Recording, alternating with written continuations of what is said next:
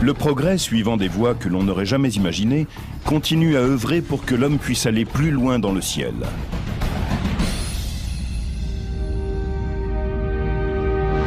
Pendant des années, les beautés de l'univers nous ont entraînés vers les espaces lointains.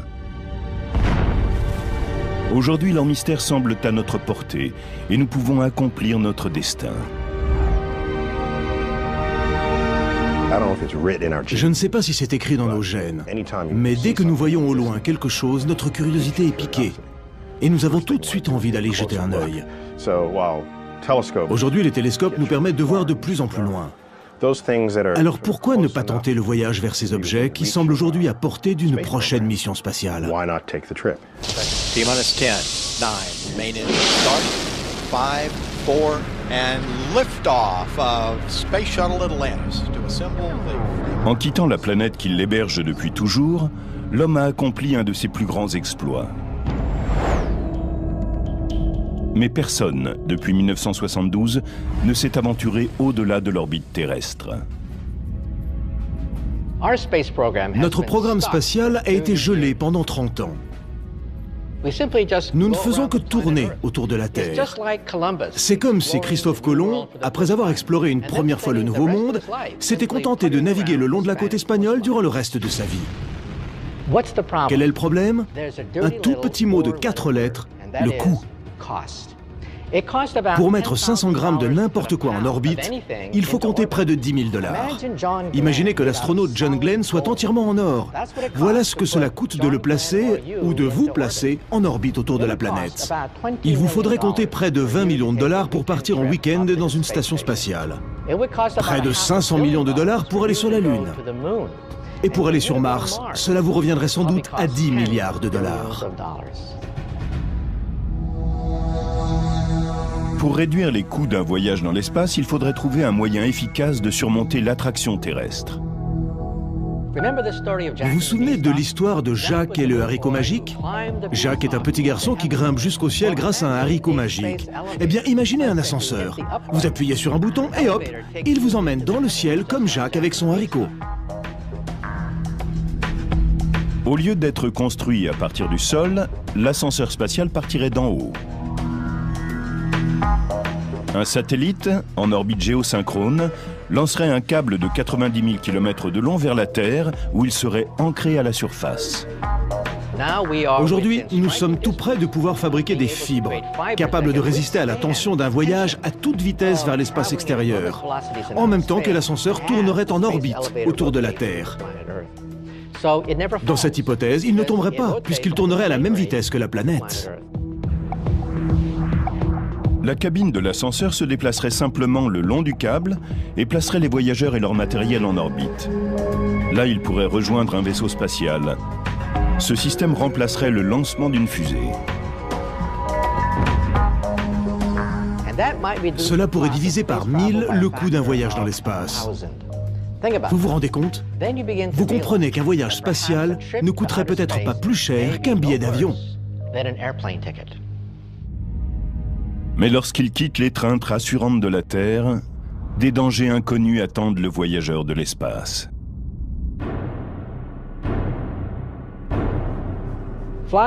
Un vol dans l'espace n'a rien à voir avec un petit périple en bus à travers le pays. C'est comme traverser un stand de tir. Un voyageur paranoïaque pourrait penser que l'univers entier lui tire dessus avec une arme à feu. On trouve dans l'espace des particules, parfois de la taille de poussière ou de cailloux, qui filent à 15 000 km/h, ou même plus vite. En ce moment même, plus d'1,5 million de projectiles de plus de 3 cm de diamètre filent comme des flèches autour de la planète. Il peut y avoir des morceaux de verre brisés issus de cellules photovoltaïques, des éclats de peinture d'un vaisseau spatial ou des débris de fusées de lancement. Mais plus loin, on rencontre des dangers encore plus grands. Des météores de la taille d'un caillou, les micrométéorites. Un de ces petits grains de poussière peut briser le verre, pénétrer le métal et pulvériser le plastique.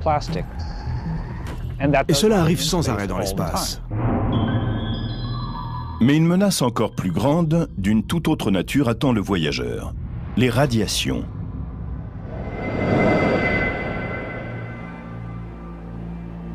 On a pu voir les effets dévastateurs de cette énergie invisible après le lâcher de bombes atomiques sur le Japon au cours de la Seconde Guerre mondiale.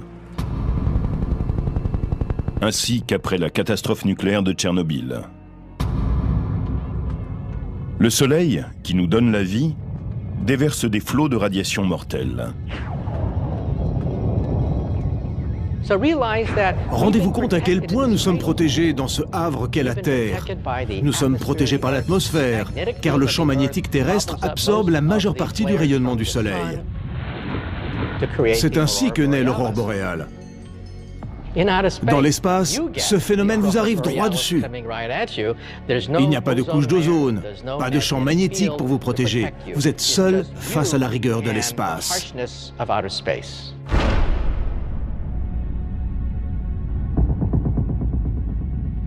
La Terre est à environ 135 millions de kilomètres du Soleil.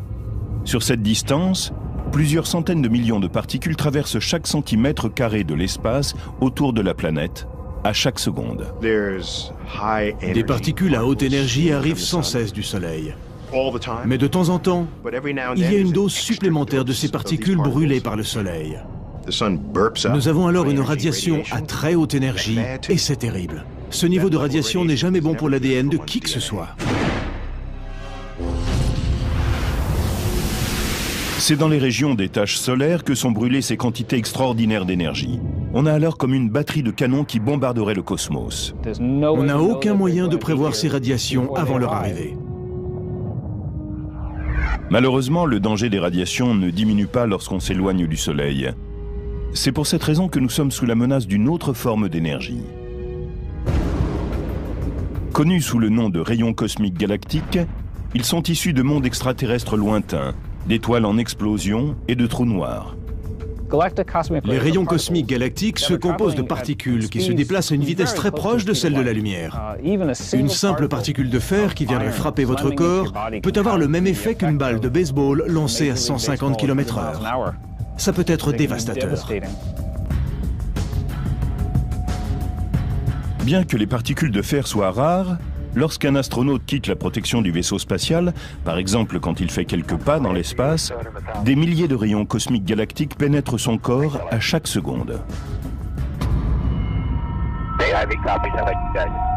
Sur 24 heures, les rayons et particules solaires qui attaquent le voyageur de l'espace correspondent à ce qu'il recevrait en 6 mois à la surface de la Terre.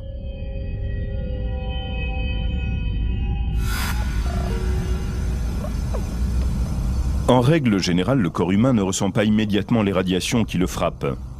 Mais lorsqu'elles sont en quantité importante, il peut les percevoir même les yeux fermés.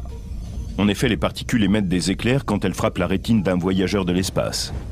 Ce ne sont pas des éclairs aveuglants. On se demande, est-ce que j'ai vraiment vu quelque chose? Et puis on se dit, oui, en effet, il y a eu un petit événement, bref.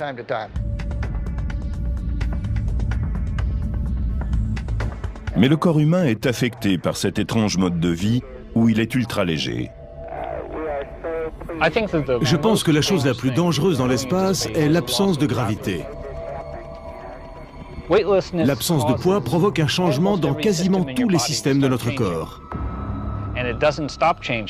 Et cela ne s'arrête que lorsqu'on retourne vers un monde où la gravité nous attire de nouveau vers le bas.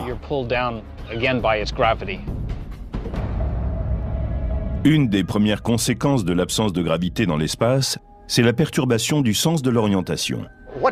Qu'est-ce qui est en haut? Qu'est-ce qui est en bas? Très bonne question. Mais c'est vous qui en décidez. Si vous voulez que le haut soit là, très bien. Mais si vous voulez qu'il soit par là, c'est parfait. La plupart des voyageurs souffriront du mal des transports pendant les premières heures du périple, ou plus vraisemblablement pendant les premiers jours. Il faut se résigner à affronter cela. Tout le monde se sentira sans doute un peu perturbé en termes d'orientation. Sur Terre, les plongeurs éprouvent sous l'eau des sensations assez proches de celles que l'on a lors de séjours prolongés hors de l'attraction terrestre. C'est pour cette raison que les aspirants astronautes de la NASA s'entraînent à vivre et à travailler dans un environnement sans gravité, en restant plus de 6 heures dans un grand bassin d'eau.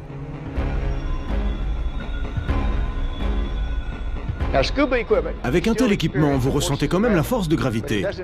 Mais en même temps, tout votre corps est uniformément allégé par l'eau qui vous soutient. Et s'il n'y avait pas la vision des bulles qui remontent à la surface, la nage sous l'eau procure assez bien ce sentiment de désorientation. Mais en apesanteur, au fur et à mesure que le temps passe, le corps humain, n'ayant plus besoin de résister à la force de gravité, commence à perdre sa masse musculaire et osseuse. Quand vous êtes dans l'espace, votre corps pense qu'il est peut-être allongé sur un lit. Et si vous n'y prenez pas garde, il commence à s'atrophier. Pour y remédier, un astronaute a besoin de faire tous les jours de l'exercice. Les jambes sont particulièrement vulnérables, parce qu'on les utilise très peu. Dans ce monde-là, les bras et les mains font la majeure partie du travail quand il s'agit de déplacer son corps. Le plus difficile, c'est de s'habituer à vivre dans l'espace. Alors qu'on ne peut marcher pour traverser une pièce. On ne peut se déplacer qu'en flottant. L'absence de gravité ralentit aussi la digestion, ce qui peut causer des problèmes au moment des repas. Le système digestif s'arrête. On ne peut pas manger ni boire avant d'être sûr de pouvoir de nouveau digérer. Et cela peut prendre des heures dans la journée. Pire encore, la gravité zéro et les radiations peuvent se combiner de façon particulièrement dangereuse. Dans l'espace, le système immunitaire n'est pas aussi efficace qu'à l'ordinaire. Beaucoup de bactéries et de virus que nous tenons d'habitude à distance deviennent plus virulents. De plus, les bactéries peuvent se développer 50 fois plus vite. Et un virus apporté à bord pourrait muter et se transformer, grâce aux radiations omniprésentes, en un prédateur tel qu'on n'en a jamais vu. Toutes ces difficultés s'abattraient sur les voyageurs de l'espace dans les premières heures ou les premiers jours.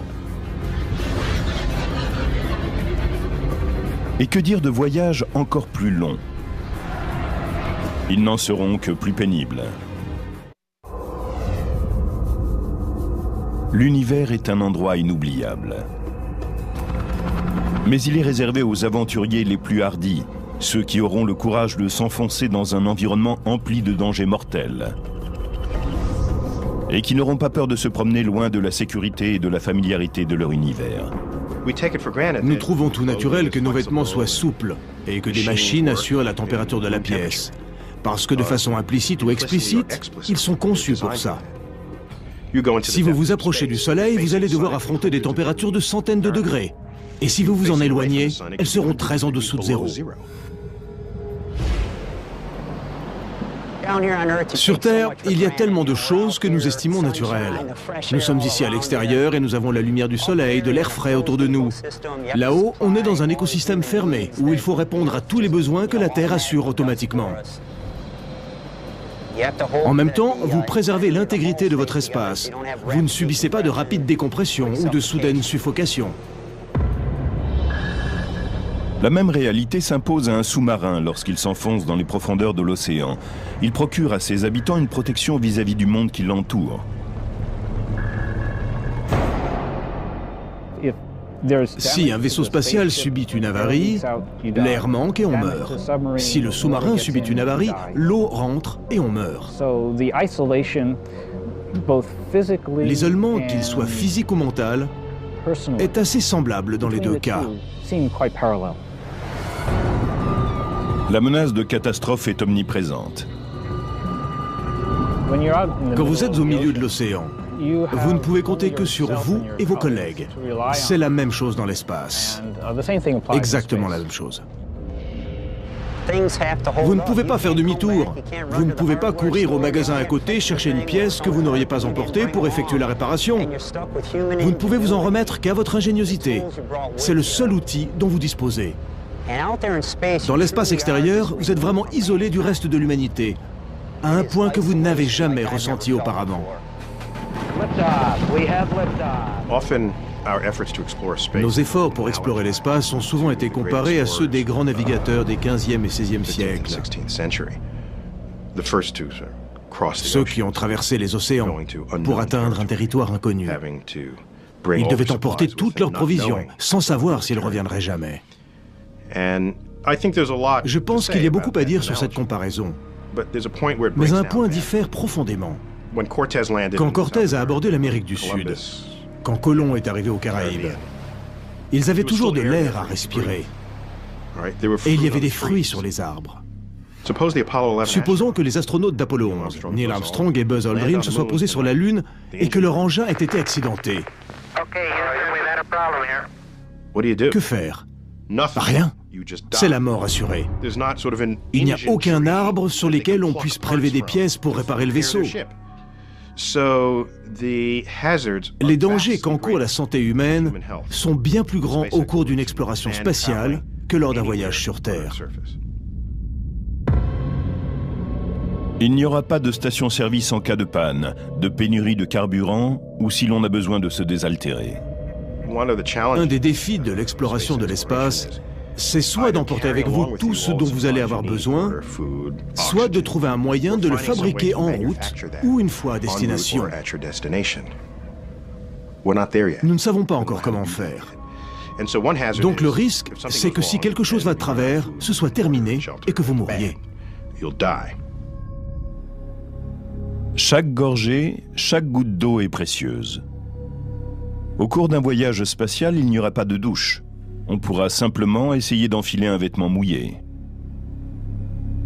Quel changement pour un Américain qui consomme en moyenne 500 litres d'eau par jour.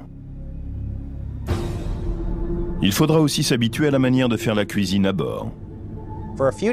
Pour quelques jours, on peut prendre des fruits et des légumes frais, des carottes, des pommes, ce genre de choses. Pour de plus longues missions, il faut de la nourriture que l'on puisse stocker pendant de longues périodes, sans qu'elle s'abîme ou devienne immangeable. Les astronautes reconnaissent cependant que tous ces risques leur semblent un prix raisonnable pour avoir la chance d'admirer de si près la beauté du cosmos. Je sais ce qu'ils ressentent. Ils racontent par exemple qu'ils peuvent lever leur pouce et bloquer la Terre avec. Cela donne un regard complètement nouveau sur cette merveille qu'est notre planète bleue, la Terre. Et cela permet de comprendre combien elle est précieuse dans ce vaste système solaire.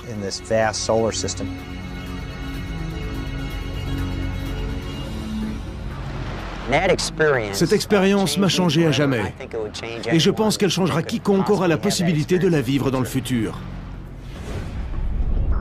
Pourtant, la durée du voyage pourrait limiter le type d'expérience accessible aux voyageurs de l'espace. Les distances, dans notre vaste univers, peuvent défier la compréhension. Admettons que le Soleil soit de la taille d'un ballon de basket. La Terre ne serait alors pas plus grande qu'un petit pois. Et s'ils étaient tous deux situés dans Central Park, l'étoile la plus proche serait un autre ballon de basket distant d'environ 7500 km, situé à Hawaï. Une des conditions préalables au départ d'une mission spatiale, c'est que vous arriviez vivant en destination. Il faut donc que ces missions soient courtes, étant donné l'espérance de vie humaine. Cela limite notre choix de planètes, et éventuellement de comètes et d'astéroïdes, lorsque nous comptons celles que nous pourrions visiter. Les paysages bruts et repoussants des planètes intérieures du système solaire, Mercure et Vénus, n'en font pas des destinations de vacances tentantes. Les températures sur Vénus dépassent 500 degrés, et la pression de l'air équivaut à être plongé à 90 000 mètres sous l'eau. Ne parlons pas du Soleil dont toute exploration potentielle est exclue. Mais un voyage vers nos voisins les plus proches prendra plusieurs semaines, plusieurs mois, voire même plusieurs années.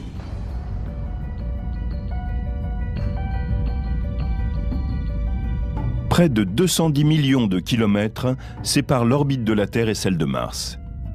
Mais comme chaque objet tourne autour du Soleil à une vitesse différente, les distances entre les deux planètes changent continuellement. Le problème, si nous voulons aller sur Mars, c'est que la Terre et Mars ne sont alignés qu'une fois tous les 2 ans. Avec les fusées propulsées chimiquement grâce à de nouvelles technologies, un vol pourrait quitter la Terre pour Mars en 2018. Il faudra alors 104 jours pour que les deux objets soient du même côté du Soleil, moins de 4 mois. Après une halte de 40 jours, le voyage de retour demanderait un peu plus de 6 mois. Il faudrait donc 1 an pour accomplir le parcours entier. Mais si un vaisseau partait en 2031, quand la Terre et Mars sont de chaque côté du Soleil, le voyage durerait 20 mois, c'est-à-dire près de 2 ans, ce qui signifie rester 1 ou 2 ans à l'écart de toute vie normale.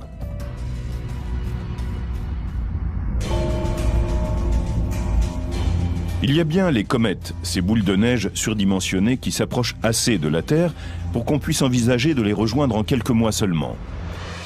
Il faudrait trouver une comète qui va vers le Soleil et lui sauter dessus. Regardez le coma grossir, la queue se former et le Soleil s'agrandir sous nos yeux, d'abord lentement, puis plus vite. Et enfin revenir en arrière et sortir de là. Ce serait le parcours le plus amusant à faire dans le système solaire. Ce serait dangereux parce que les particules de la comète pourraient venir vous frapper et d'autres débris pourraient vous tuer. Mais ce serait un voyage intéressant.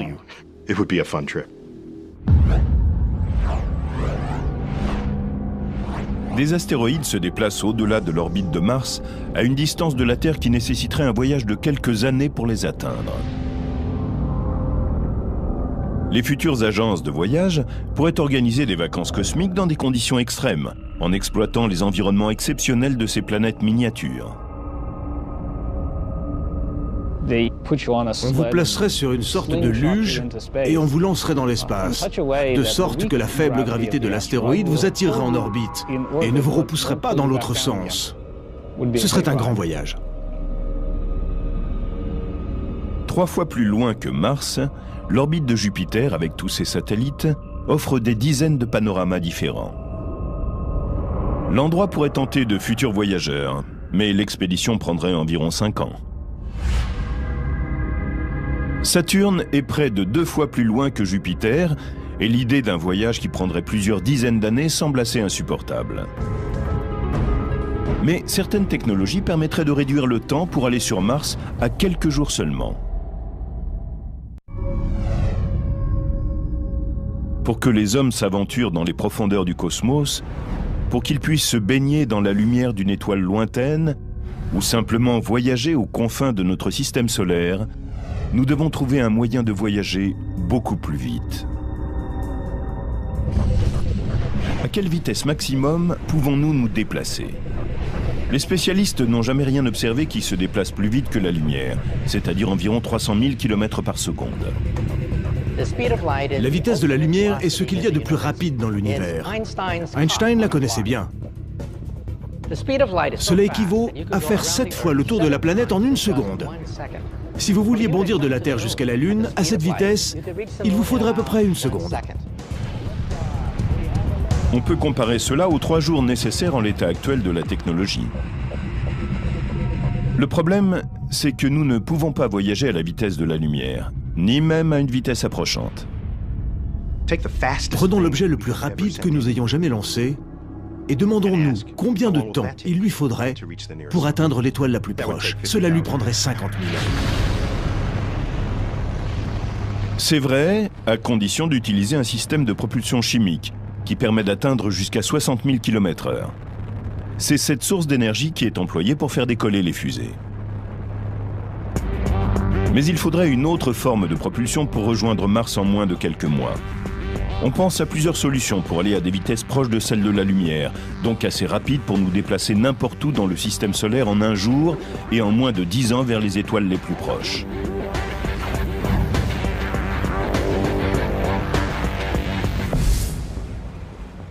Une de ces théories fait écho à un ancien mode de propulsion terrestre, le vent qui souffle dans les voiles des bateaux. C'est Kepler, le grand astronome, qui nota le premier la possibilité d'utiliser des voiles pour aller dans l'espace extérieur. La lumière qui jaillit du Soleil est semblable aux rafales de vent de l'espace extérieur. Ce vent solaire est ce qui crée la queue d'une comète quand elle s'approche du Soleil.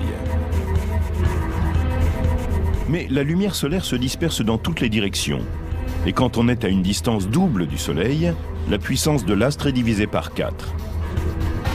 En se faisant aider par la Lune, on pourrait concentrer la lumière dans une direction. Si nous avions une batterie de canons laser sur la Lune faisant feu tous en même temps sur une voile solaire, nous pourrions la propulser à une vitesse qui équivaudrait sans doute à la moitié de celle de la lumière. Maintenant, les lasers diffusent leur énergie dans l'espace. Par exemple, si nous avons un laser sur Terre et que je le dirige vers la Lune, il ne crée pas juste un point sur la Lune. Son rayon trace une zone d'environ 8 km de large. Ces voiles solaires ou photovoiles seraient immenses. Il y aurait des astronautes qui passeraient peut-être des mois dans l'espace extérieur pour créer une voile de 100 km ou peut-être de 1000 km d'envergure. Il faudrait qu'elle soit assez légère et résistante pour capturer la lumière d'une batterie de rayons laser située sur la Lune. Mais le principe de la voile solaire limite les déplacements à l'intérieur du système solaire. Une alternative consisterait à utiliser l'hydrogène, l'élément le plus abondant dans l'univers, comme source de propulsion. Mon concept préféré pour nous emmener jusqu'aux étoiles, c'est le principe de fusion de l'économiseur de carburant. Le ramjet ressemble à un cornet de glace. Il engloutit le gaz hydrogène quand il se déplace dans l'espace profond. Il collecte ce gaz et le fait ensuite fusionner comme le fait le Soleil, puis provoque le jaillissement d'un énorme flot d'ions à l'autre bout. Sur le papier, c'est fantastique. On pense que ce ramjet pourrait avancer éternellement, en utilisant simplement l'hydrogène qu'on trouve naturellement dans l'espace.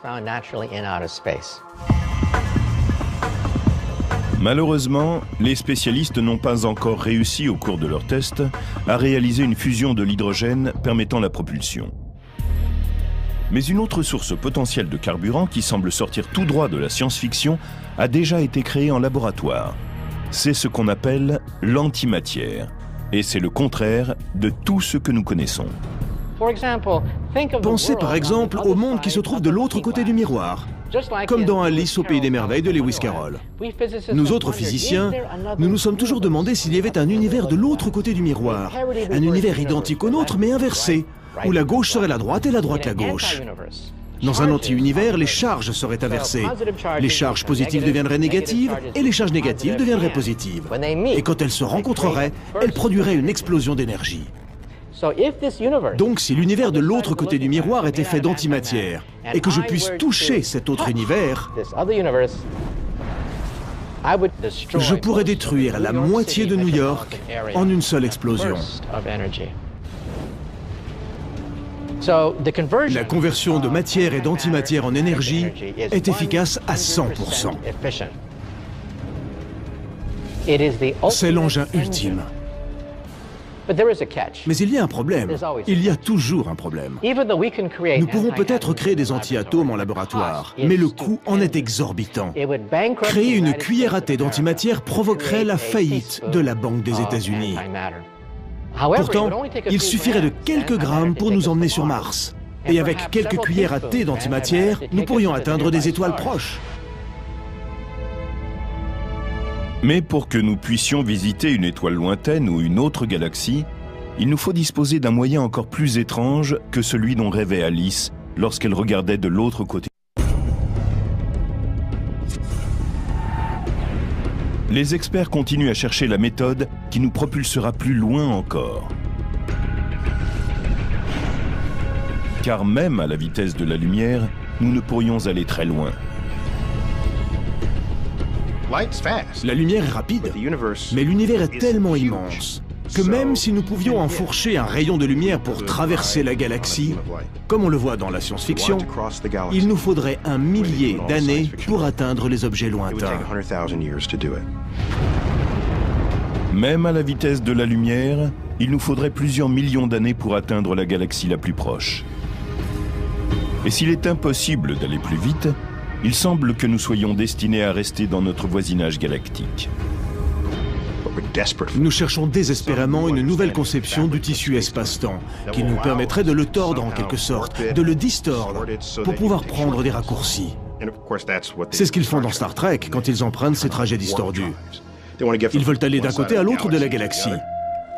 Et ils n'ont qu'à emprunter cette voie qui tord l'espace-temps pour prendre un raccourci. En fait, c'est de la triche. Tout le monde connaît la fameuse phrase d'Einstein. On ne peut aller plus vite que la lumière. Mais il y a une note en bas de la page. Einstein a évoqué la possibilité de fendre, d'étirer, de plier le tissu de l'espace-temps. Dans ces conditions, on pourrait prendre un raccourci à travers l'univers. Pensez à un tapis. Pour aller d'un côté à l'autre, on peut le traverser, c'est la vieille façon de faire. Mais on peut aussi prendre un lasso, il y a une table de l'autre côté du tapis et l'on attire la table avec le lasso, si bien qu'on efface l'espace qui est devant soi. Einstein dit, en observant une coquille de noix, que plus la masse est grande, plus la relation entre l'espace et le temps est importante. Si vous pouvez concentrer d'énormes quantités d'énergie en un seul point, comme dans un trou noir ou une gigantesque étoile, vous tordez littéralement le tissu de l'espace-temps. Et vous pouvez faire un bond jusqu'aux étoiles voisines. Mais vous n'allez pas vraiment jusqu'aux étoiles voisines. Ce sont elles qui viennent à vous, parce que vous comprimez l'espace qui est entre vous et elles. L'énorme quantité d'énergie ou de masse nécessaire pour créer une telle torsion de l'espace paraît dépasser l'entendement et peut-être les possibilités humaines. Mais il y a peut-être une alternative. Le physicien John Brandenburg développe une théorie selon laquelle un vaisseau du futur pourrait voyager plus vite que la lumière, non pas en intervenant sur une zone de l'univers, mais uniquement sur la zone autour du vaisseau. Il faut pour cela avoir un vaisseau qui imite une curieuse particule qui, pour l'instant, n'existe qu'en théorie, le tachyon. C'est une particule avec une torsion différente. La lumière se déplace toujours à la même vitesse. Les tachyons, eux, peuvent aller infiniment vite. Mais ils ne peuvent pas aller plus lentement que la lumière. La vitesse de la lumière est pour eux la limite inférieure qu'ils ne peuvent pas franchir. S'ils existent vraiment, les tachyons peuvent dépasser la vitesse de la lumière, parce qu'ils ont ce que les physiciens appellent une masse imaginaire. Pour comprendre ce qu'est une valeur imaginaire, prenons le tournoiement d'une balle de tennis qui vient d'être frappée. Ce tournoiement peut l'amener à emprunter une courbe et à se déplacer d'une façon qui pourrait paraître étonnante pour un observateur, par rapport à son point initial. De la même façon, un tachyon, invisible dans l'univers, peut exploser les vitesses limites.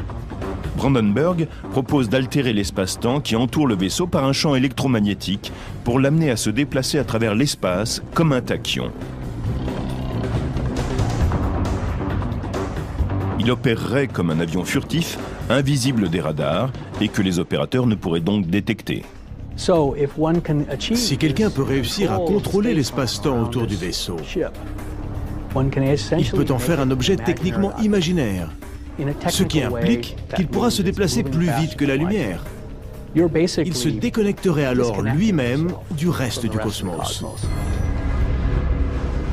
Cela permettrait aux voyageurs d'aller n'importe où dans l'univers, en un clin d'œil, comme s'ils pouvaient emprunter tout d'un coup une multitude de raccourcis.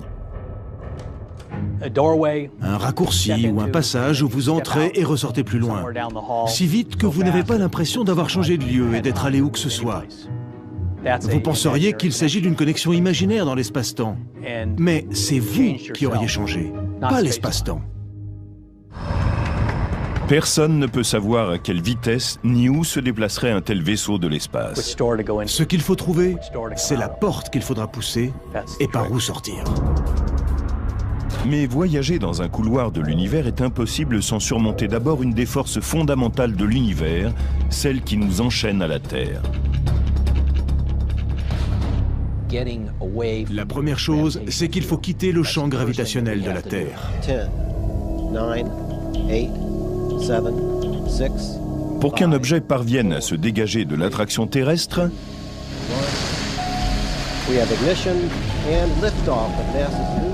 il doit atteindre une vitesse de 26 250 km/h. À cette vitesse, on effectue le trajet New York-Los Angeles en à peu près 8 minutes. Il n'y a pas d'autre moyen que la force brute, en tout cas à l'heure actuelle. Tandis qu'un ascenseur de l'espace ne peut échapper à l'attraction terrestre,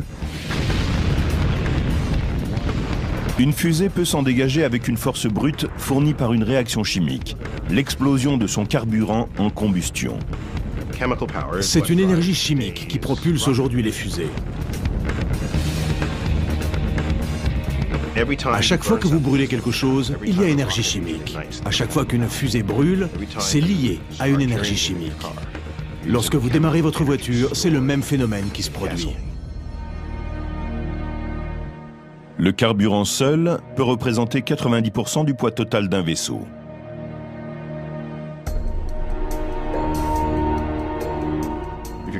Vous transportez tout le carburant dont vous aurez besoin. Ensuite, le premier carburant brûlé sert essentiellement à placer celui qui reste en orbite. C'est comme si l'on voulait aller de New York à Los Angeles sans refaire le plein. Il faudrait avoir un camion-citerne derrière soi. Mais une grande partie du carburant de ce camion-citerne servirait simplement à déplacer ce qu'il y a dans ce véhicule. La navette spatiale, ses fusées et le carburant qu'elle transporte pèsent 2000 tonnes. Et il faut une explosion tonitruante pour la faire décoller de terre. Well, Brent, looks like your long wait is over. We wish you all the best luck in the world. Godspeed, and we'll see you back here in about 2 weeks. À l'heure actuelle, pour partir dans l'espace, les voyageurs doivent d'abord s'élancer dans le ciel grâce à une détonation contrôlée. Quel que soit le poids du vaisseau, nous avons à produire une poussée d'1,5 à 2 fois ce poids pour quitter la surface de la Terre. Pour faire décoller la navette spatiale à la vitesse demandée, il faut une poussée de 3500 tonnes. Faisons une comparaison. Imaginez que je tienne dans ma main une balle de 500 grammes. Si je la tiens là fermement, j'exerce une force de 500 grammes qui pousse sur la balle. Si je la baisse, il est clair que je n'exerce pas la même poussée. Et si je l'élève, j'exerce une poussée de plus de 500 grammes. De toute évidence, il faut que la poussée soit légèrement supérieure au poids, sinon vous n'irez nulle part. On peut illustrer le déplacement de la fusée grâce à un ballon qu'on gonfle. Cela marche un peu comme un turboréacteur. Je peux le mettre en place et le contrôler. Et maintenant, je le laisse partir. Ce que nous faisons, c'est que nous essayons de placer autant de masse possible dans ce ballon et lorsqu'il se dégonfle, l'arrière, qui est étiré par cette pression, pousse de ce côté et l'objet part dans ce sens. Aujourd'hui, quand les astronautes grimpent à bord d'une navette spatiale, ils sont accompagnés d'immenses réservoirs qui contiennent la masse de carburant nécessaire. Des milliers de tonnes d'hydrogène et d'oxygène hautement combustibles attendent d'être rejetés.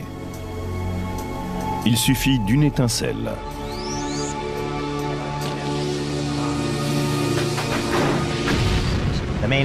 L'engin principal démarre 6 secondes avant le décollage. La navette est secouée comme si elle voulait s'arracher de la rampe de lancement. Et à ce moment-là, vous pensez, oh mon Dieu, une force de 1000 tonnes représente une poussée incroyable.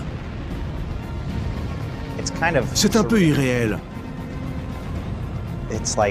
On n'arrive pas à croire que c'est en train d'arriver. Vous désiriez cela depuis des années, et ça y est, vous y êtes. C'est comme vivre un tremblement de terre, mais qui aurait été conçu par l'homme. Après avoir dépensé plusieurs millions de litres de carburant pour 2 minutes de vol, les fusées de lancement se détachent.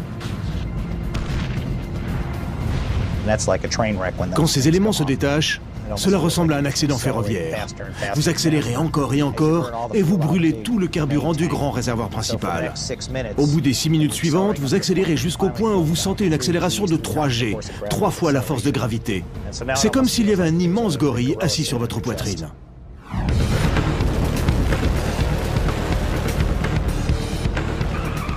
Un pilote de dragster qui accélère de 0 à 150 km/h en 2 secondes ressentira une puissance de force G analogue à celle expérimentée par les astronautes. Pendant l'accélération, vous regardez le cadran qui indique la vitesse. Vous êtes à des milliers de kilomètres par seconde, jusqu'à ce que vous arriviez à 25 fois la vitesse du son. Et là, ça s'arrête. Ensuite, tout flotte. Maintenant, vous êtes dans l'espace. Ce n'est pas très loin. Il ne faut que 8 minutes et 30 secondes pour y arriver. Avant de s'aventurer dans les contrées lointaines de l'univers et atteindre de nouveaux mondes, il faudra d'abord commencer par retourner voir une vieille amie. L'ascenseur de l'espace n'est pas pour aujourd'hui. La NASA projette d'envoyer une nouvelle mission sur la Lune dans l'idée d'utiliser son orbite autour de la Terre comme base de départ pour des voyages plus lointains. Le projet Constellation de la NASA, qui succède au légendaire programme Apollo, a pour but de mettre le pied sur la Lune en 2020. 2 fusées indépendantes sont à la base de ce plan. La fusée sans équipage Ares 5, dont la hauteur imposante est plus grande que 3 terrains de football mis bout à bout, portera l'atterrisseur lunaire, le matériel et une fusée qui partira de la Terre pour se placer sur une orbite où elle attendra les astronautes. La fusée Ares 1 amènera l'équipe d'astronautes pour qu'ils tournent en orbite à bord d'une capsule. Elle aura ensuite rendez-vous avec la fusée de départ et filera vers la Lune.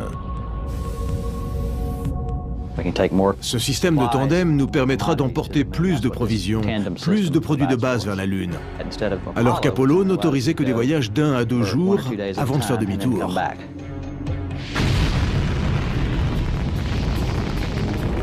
Trouverons-nous le moyen de surpasser les réalisations audacieuses du programme Apollo?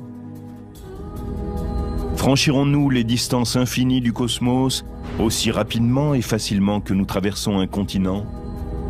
Il le faut. Notre survie en dépend. Nous ne pouvons stopper nos explorations. Nous avons appris dans l'histoire ce qui arrive aux sociétés qui s'arrêtent dans leur quête. Elles déclinent et elles meurent. Cela fait partie de ce que nous sommes. C'est ce que nous apprenons à nos enfants et aux enfants de nos enfants. Nous sommes ce que nous faisons.